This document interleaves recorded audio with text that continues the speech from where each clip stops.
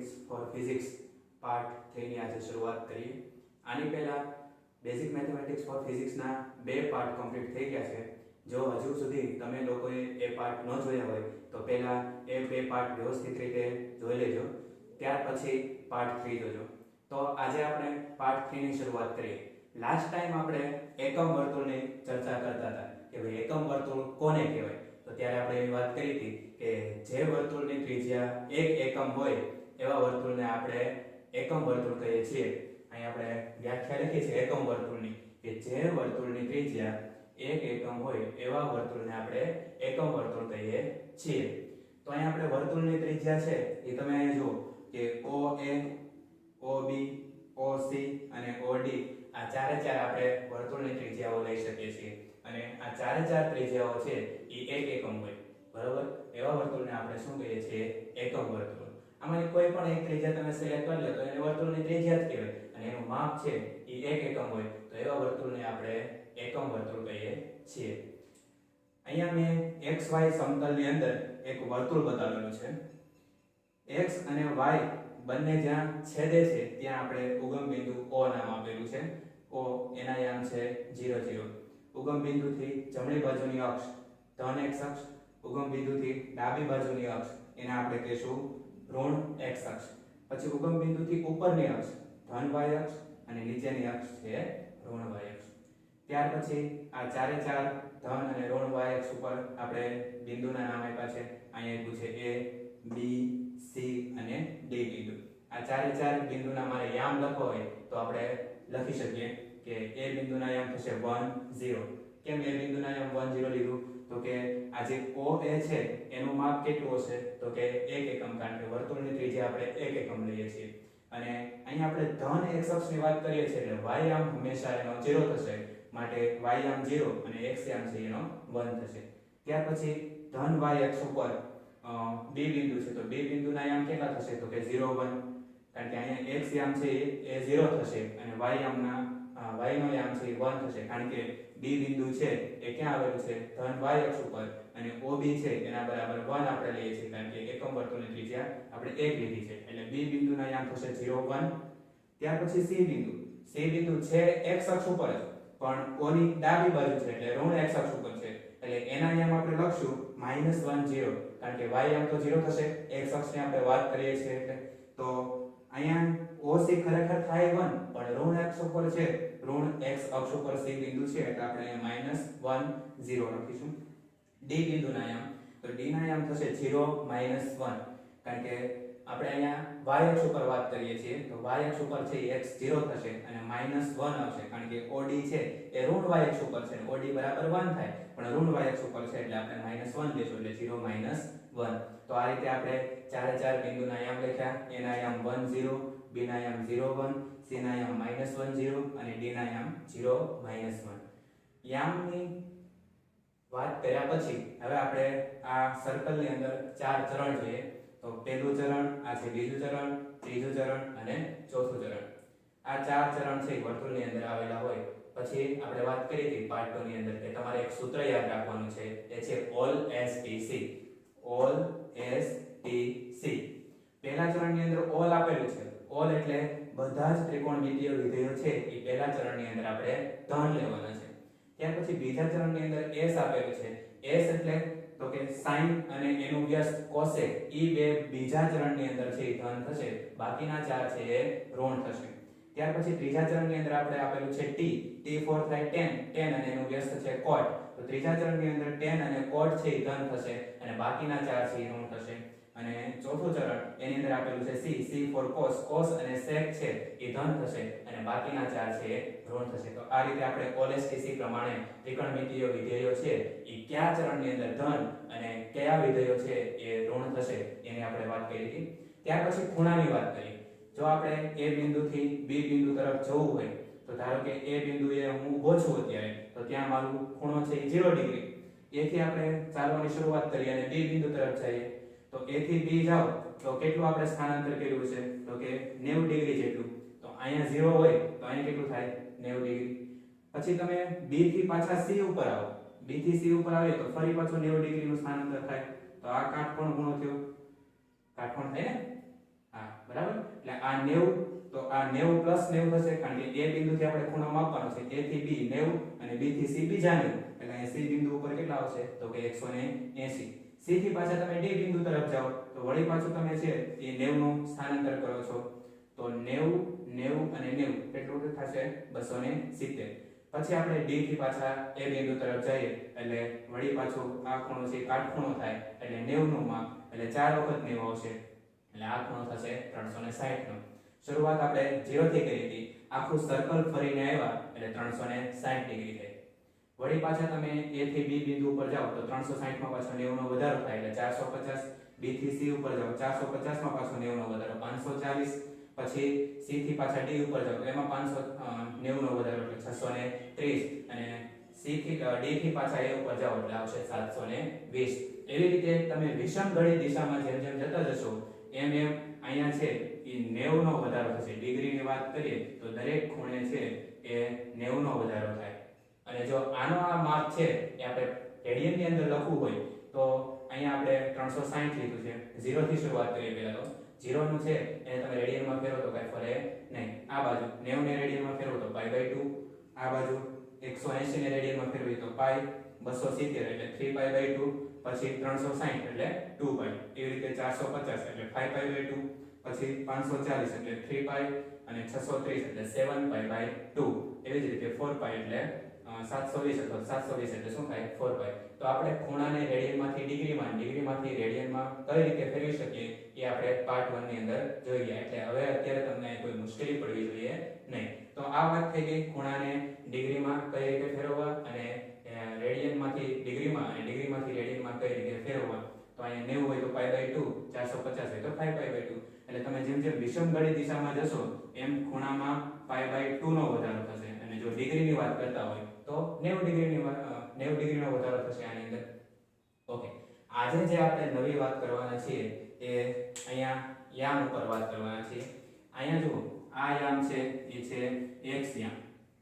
તો અહીંયા ધ્યાન રાખજો કે x યામ છે, x યામ cos નું મૂલ્ય દર્શાવે. x યામ કોનું મૂલ્ય દર્શાવશે તો કે x યામ હંમેશા cos નું મૂલ્ય દર્શાવે. અને આ છે y યામ, અને y યામ હંમેશા sin નું મૂલ્ય દર્શાવે.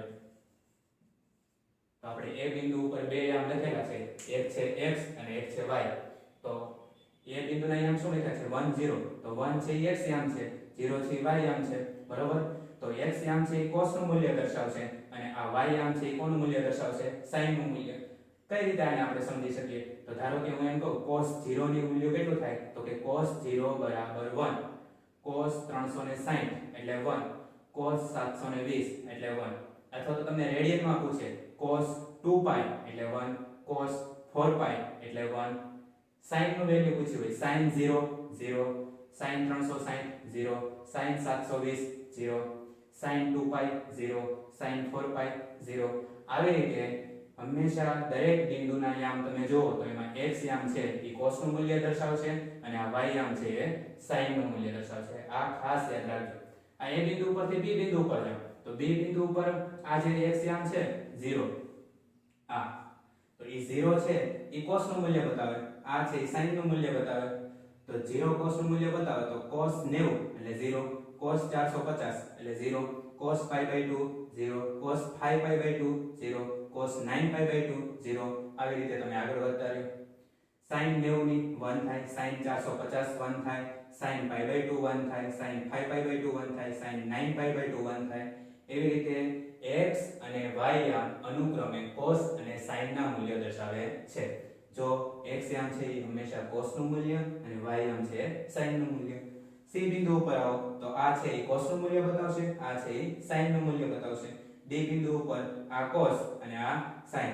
cos 270 0, cos 630 0, sin 270 -1, sin 630 -1, cos 3π/2 0, cos 7π/2 0, cos 11π/2 0, sin 11π/2 -1, sin 7π/2 -1. આવી રીતે આપણે દરેક બિંદુના યામ પરથી cos અને sin ના મૂલ્ય લખી શકીએ છીએ.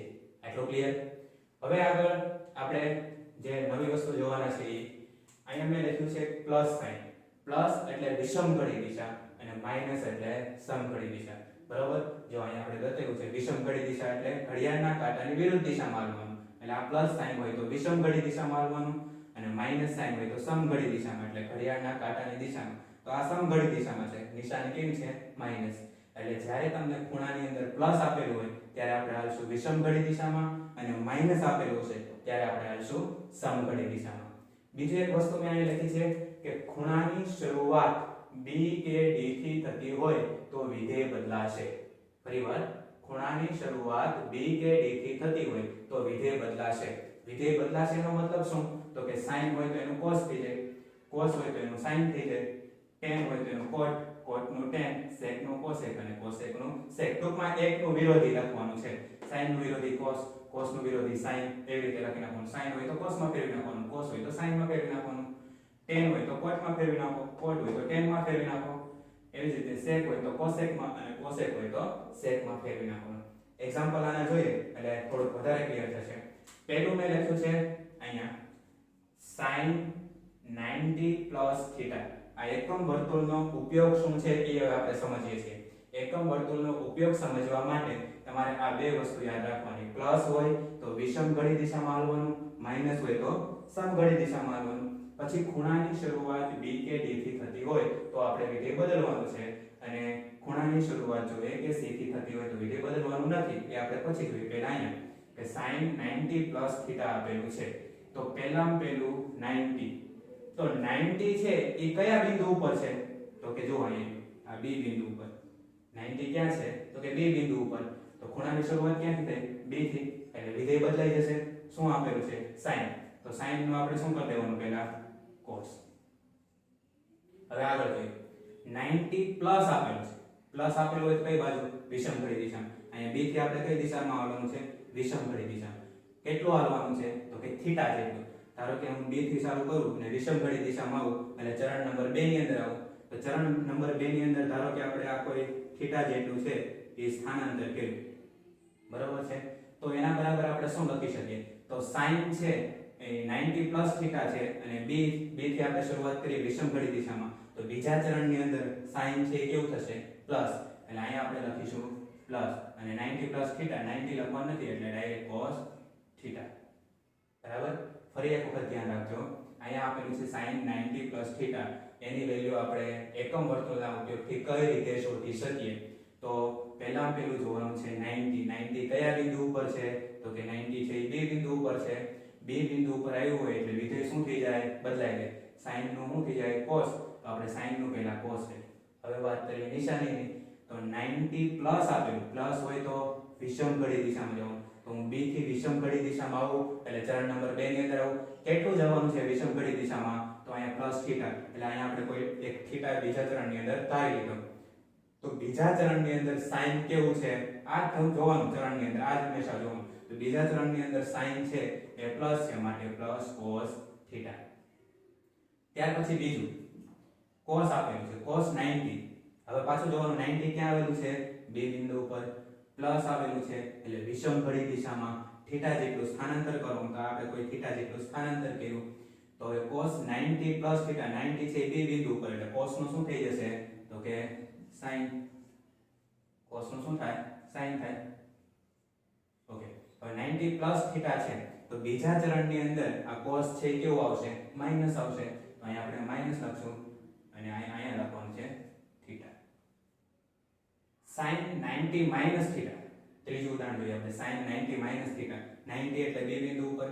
હવે આવી છે નિશાની માઈનસ. અહીંયા ખાસ સમજો. માઈનસ આવેલું છે એટલે આપણે સમઘડી દિશામાં હાલવાનું છે. તો b થી હું સમઘડી દિશામાં જાઉં તો આ બાજુ આવું. ધારો કે હું બીજા ચરણ પહેલા ચરણની અંદર આવી ગયો. b થી હું સમઘડી દિશામાં આવ્યો. કેટલું આવ્યો? તો કે થીટા જેટલું. તો થીટા જેટલું આપણે સમઘડી દિશામાં b બિંદુથી શરૂઆત કરીએ તો આ થીટા જેટલું હું અંતર કાપું તો ધારો કે હું પહેલા ચરણની અંદર આવ્યો તો પહેલા ચરણની અંદર sin કેવું? ધન. કારણ કે બધા ત્રિકોણમિતિય વિધેયો પહેલા ચરણની અંદર ધન છે એટલે અહીંયા આવશે sin.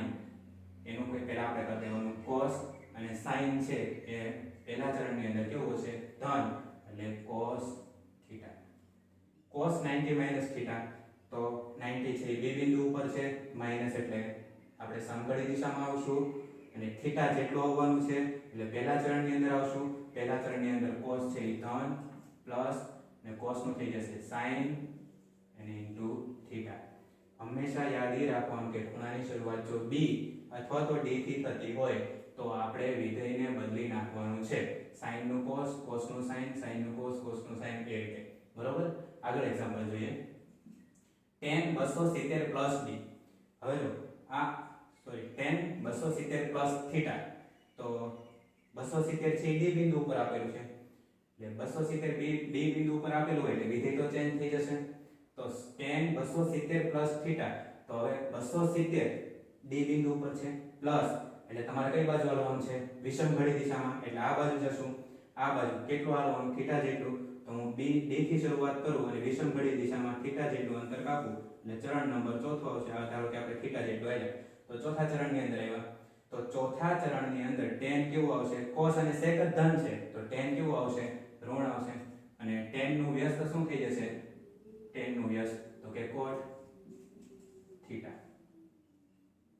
આના બરાબર લખીએ. હવે sec 270 માઈનસ થીટા, તો 270 d બિંદુ ઉપર માઈનસ આપેલું છે એટલે સમઘડી દિશામાં ક્યાં આવશો તમે? તો કે ત્રીજા ચરણની અંદર. ધારો કે આપણે થીટા જેટલું આવ્યા 270 માઈનસ થીટા, તો sec છે એનું તો પહેલા શું થઈ જશે? તો કે cosec. હવે નિશાની જોઈએ કે sec છે એ ત્રીજા ચરણની અંદર કેવું છે? તો કે tan અને cot ધન, બાકીના બધા ઋણ એટલે અહીંયા આવશે માઈનસ થીટા. તો આપણે લખી શકીએ sec 270 માઈનસ થીટા એના બરાબર માઈનસ cosec થીટા.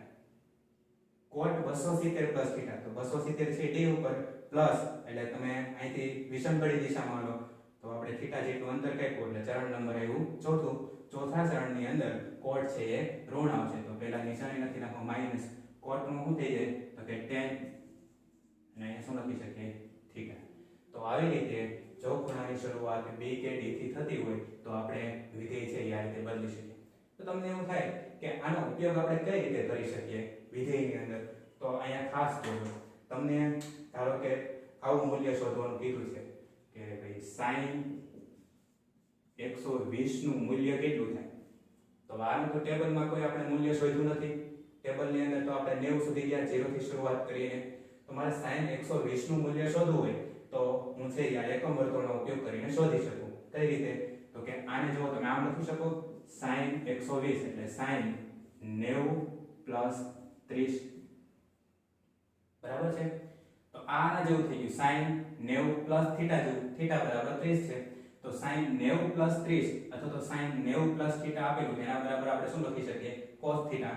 તો અહીંયા હું લખી શકું cos થીટા. થીટાની જગ્યાએ આપણી પાસે છે અહીંયા 30. તો cos 30 ની વેલ્યુ છે એ sin 120 બરાબર થશે અથવા તો sin 120 ની વેલ્યુ છે cos 30 બરાબર થશે. એટલે વગર ટેબલે આપણે sin 120 ની મૂલ્ય શોધી શકીએ. અને અહીંયા આપણે તમે લખી શકો √3/2. કોની વેલ્યુ લખી મેં? sin 120 ની વેલ્યુ. એવી રીતે તમે કોઈ પણ ખૂણાનું માપ તમને આપેલું હોય તો એ તમે ખૂણાનું માપ છે એ આ એકમ વર્તુળનો ઉપયોગ કરીને લખી શકો. બરાબર? અહીંયા આપણે વાત કરી b કે d બિંદુથી શરૂઆત થતી હોય તો. હવે આપણે વાત કરવી છે કે ખૂણાની શરૂઆત a અથવા તો c થી થતી હોય તો શું કરવાનું? જો ખૂણાની શરૂઆત a કે c થી થતી હોય તો વિધેય છે એ બદલાશે નહીં. વિધેય નહીં બદલાય એટલે શું?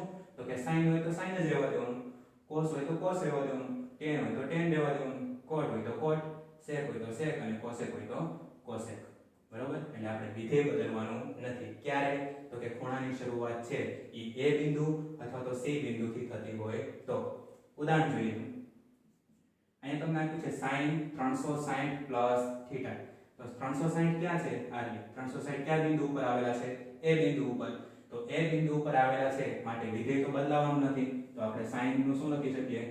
sin 360 plus theta. હવે પ્લસ આપેલો એટલે વિષમ ઘડી દિશામાં. તો હું a થી વિષમ ઘડી દિશામાં જાઉં એટલે આ ચરણની અંદર આવ્યો. પહેલા ચરણની અંદર ધારો કે મેં આ થીટા જેટલું અંતર કાપ્યું. બરોબર? તો પહેલા ચરણની અંદર તો બધાય ધન આવે છે માટે અહીંયા આપણે શું લખી શકશું? Plus sin theta. ખ્યાલ આવે છે? 360 છે એ a બિંદુ ઉપર છે. a બિંદુ ઉપરથી ખૂણાની શરૂઆત થાય છે માટે વિધેય બદલવાનું નથી. એટલે પહેલા આપણે sin નું sin લખી દીધું. 360 પ્લસ થીટા છે, પ્લસ છે એટલે વિષમ ઘડી દિશામાં થીટા જેટલું આપણે જઈએ છીએ એટલે આ થીટા છે એ ધારો કે પહેલા ચરણની અંદર આવ્યો તો પહેલા ચરણની અંદર તો બધા વિધેય ધન છે તો અહીં sin 360 પ્લસ થીટા બરાબર પ્લસ sin થીટા. બીજું ઉદાહરણ cos 180 plus theta. cos 180 plus theta એટલે 180 ક્યાં આવેલું છે c બિંદુ ઉપર જોયું આ 180 એટલે અહીં c 180 એટલે શું થાય c બિંદુ ઉપર આવેલું. તો હવે c બિંદુ ઉપરથી આવેલું છે એટલે વિધેય તો આપણે બદલવાનું નથી એટલે આપણે પહેલા cos એમ લખી દઈએ.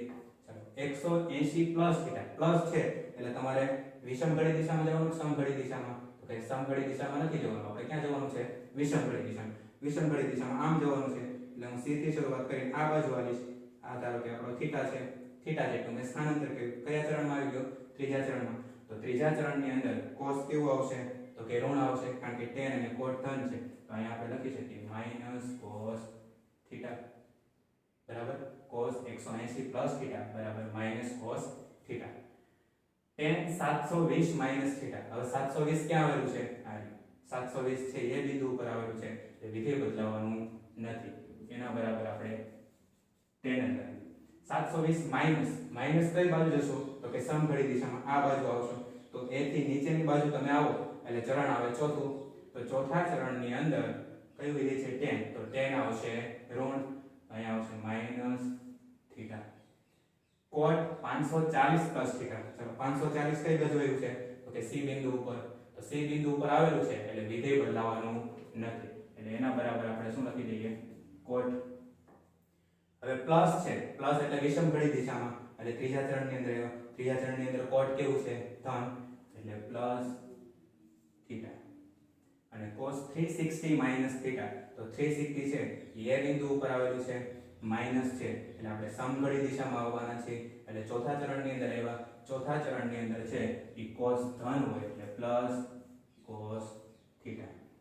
આવી રીતે આપણે આખા એકમ વર્તુળની મદદથી 6 એ 6 ત્રિકોણમિતિ વિધેયો અને એનો કોઈ પણ ખૂણાનું માપ શોધવાનું કીધું હોય તો આપણે શોધી શકીએ. અહીંયા એક તમને શોધીને બતાવું. ધારો કે આપણે cos 390 નું મૂલ્ય મારે શોધવું છે. cos 390 cos 390 નું મૂલ્ય શું થાય તો કે cos 390 એટલે આને આપણે આમ લખી શકીએ cos 360 ડિગ્રી પ્લસ 30 ડિગ્રી.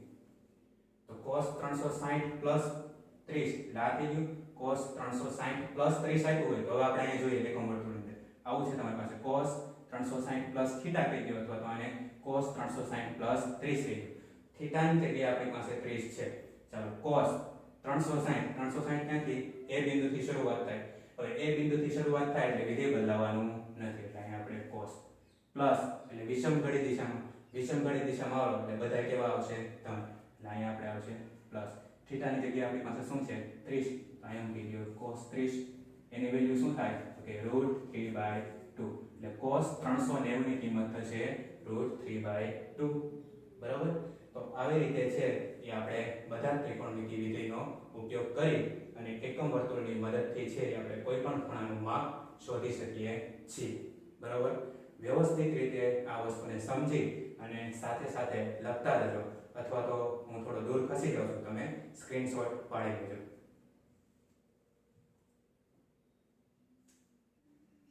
મિત્રો એકમ વર્તુળની ચર્ચા કર્યા બાદ હવે પછીનો આપણો જે નેક્સ્ટ ટોપિક છે એ છે યુગ્મ અને અયુગ્મ વિધેય.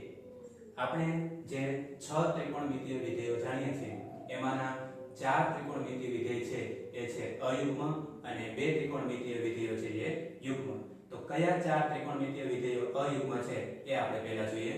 તો અયુગ્મ વિધેયની અંદર sin, cosec, tan અને cot આ 4 વિધેયો છે એ અયુગ્મ છે અને યુગ્મ વિધેયની અંદર 2 છે cos અને sec. cos અને sec આ 2 અયુગ્મ વિધેય છે. હવે યુગ્મ અને અયુગ્મ વિધેયને લખાય કેવી રીતે એની આપણે માહિતી મેળવીએ. તો આપણે જોઈએ એક પછી એક. ધારો કે તમારી પાસે આવું છે sin - θ. હવે sin છે એ કેવું વિધેય છે અયુગ્મ.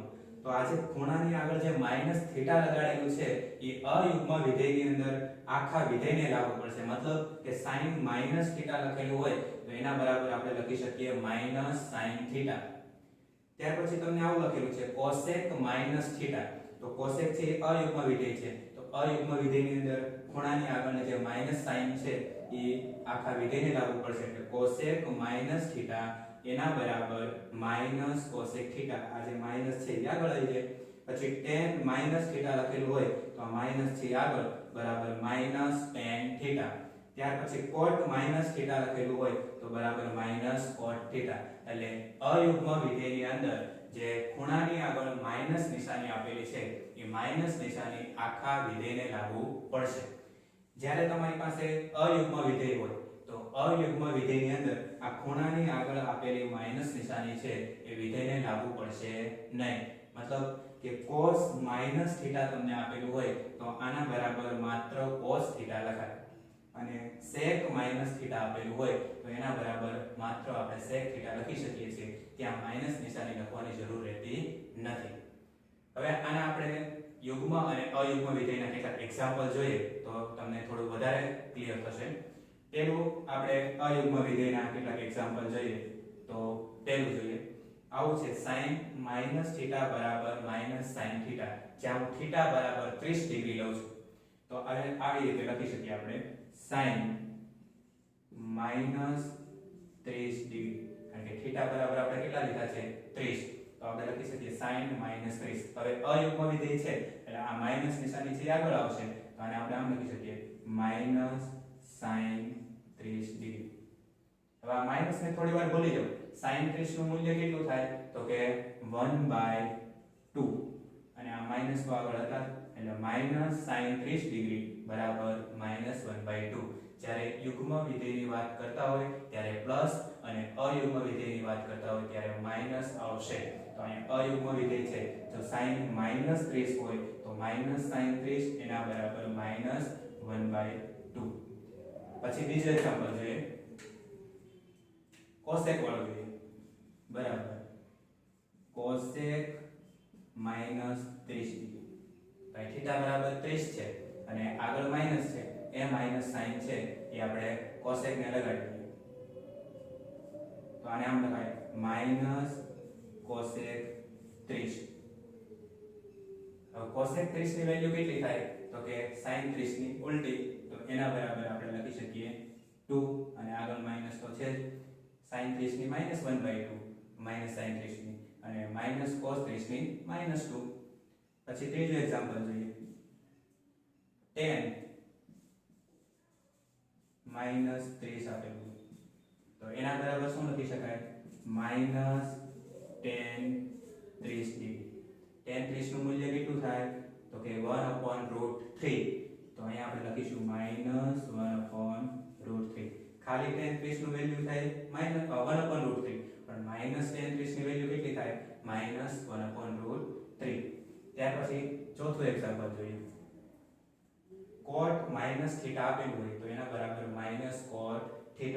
તો અહીંયા આપણે લખીએ cot -30 ડિગ્રી એના બરાબર cot 30. તો cot 30 તો cot 30 ની વેલ્યુ કેટલી થાય તો √3 પણ cot 30 ની કેટલી તો કે √3. બરાબર. હવે જોઈએ પાંચમું એક્ઝામ્પલ જોઈએ cos θ. પણ હવે cos θ એ કેવું છે તો કે યુગ્મ વિધેય છે, તો જ્યારે યુગ્મ વિધેય હોય ત્યારે માઈનસ નિશાની છે એ વિધેયને લાગુ પડશે નહીં. તો આપણે આવું લખીએ cos -30 ડિગ્રી તો એના બરાબર લખી શકાય cos 30 અને cos 30 ની વેલ્યુ થાય √3/2. કારણ કે યુગ્મ વિધેય છે અને યુગ્મ વિધેયને છે એ માઈનસ સાઇન લાગુ પડશે નહીં.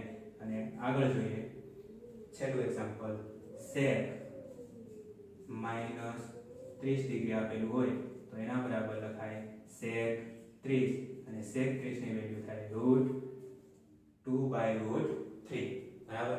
તો આવી રીતે આપણે 6 વિધેયના યુગ્મ અને અયુગ્મ વિધેય નક્કી કરી શકીએ છીએ. મિત્રો યુગ્મ અને અયુગ્મ વિધેયની ચર્ચા કર્યા પછી બેઝિક મેથેમેટિક્સ ફોર ફિઝિક્સની અંદર એક અગત્યના ટોપિકની ફરી ચર્ચા કરીએ કે જે તમે આગળ 10મા ધોરણની અંદર ત્રિકોણમિતિ વિધેય અથવા તો ત્રિકોણમિતિ વાળો પાર્ટ જે ગણિતની અંદર હતો એની અંદર તમે ભણીને આવો છો એ છે નિત્ય સમ. બરાબર? તો 3 પ્રકારના નિત્ય સમ તમે જાણો છો, તેમ છતાંય આપણે એક વખત એનું રિવિઝન કરી લઈએ કે જે સમગ્ર 11th અને 12th સાયન્સની અંદર તમને ઉપયોગમાં આવવાનું છે. તો પહેલો નિત્ય સમ આપણો કયો હતો? તો કે sin square theta plus cos square theta is equal to 1. sin square theta plus cos square theta is equal to 1. બીજો નિત્ય સમ કયો? તો હવે બીજો નિત્ય સમ લખો હોય તો બાકીના બે તમારે યાદ રાખવાની જરૂર નથી. એ ડાયરેક્ટલી તમે આના ઉપરથી લખી શકો.